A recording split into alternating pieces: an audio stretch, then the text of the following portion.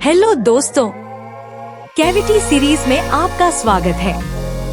आज हम देखेंगे और जानेंगे किन किन कारणों से दांत में छेद हो जाता है। तो आइए शुरू करते हैं।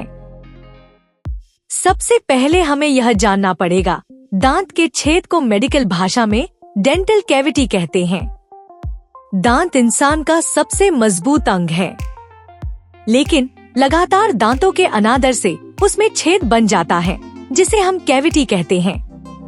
यदि आपके दांतों के ऊपर काला हो गया हो, या फिर हर भोजन के बाद खाना दांतों के बीच फंसा रह जाता हो, या फिर किसी दांत से झंझनाहट या दर्द महसूस होता हो, तो उस दांत में पक्के तौर से कैविटी हो गया है।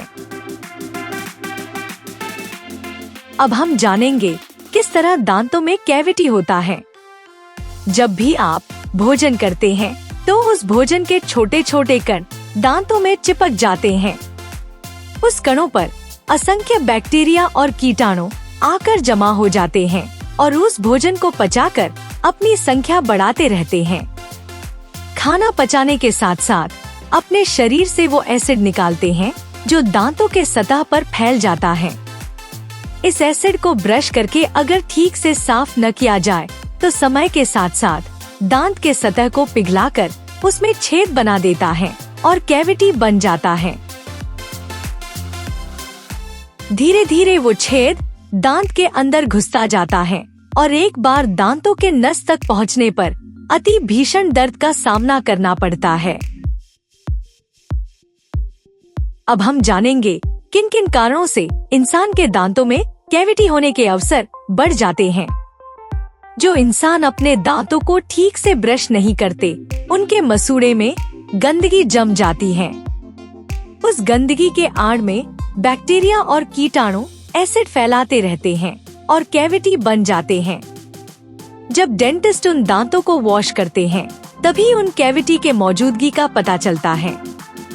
कभी कभी दांत के पास से छेद हो जाता है, जो कि ज्यादा खतरनाक है, क्योंकि वो देर से पकड़ में आता है। जो व्यक्ति ज्यादा थम्स अप या कोला खाना पसंद करता हो, उनके दांतों में आसानी से कैविटी हो जाता है। कोला में काफी एसिडिटी होने के कारण दांतों में छेद बड़ी आसानी से हो जाती है। ज्यादा मीठा या चॉकलेट खाने से भी, या फिर बर्गर जैसा विदेशी फास्ट फूड ज्यादा खाने से उस भोजन के टुकड़े दांतों में चिपके रहते हैं और आसानी से कीटाणु को जन्म देते हैं, जो कैविटी बनाता है। आजकल हर एक टूथपेस्ट में फ्लोराइड मिलाया रहता है। फ्लोराइड दांतों को और ज्यादा मजबूत बनाता है। एक रक्षात्मक परत दांतों पर बना रहता है, जो दांतों को कीटाणुओं के एसिड से बचाता है। सस्ता और आम टूथपेस्ट में फ्लोराइड नहीं दिया रहता है, और ऐसे टूथपेस्ट के इस्तेमाल करने से दांतों में कीड़े लग जाते हैं और कैविटी हो जाता है।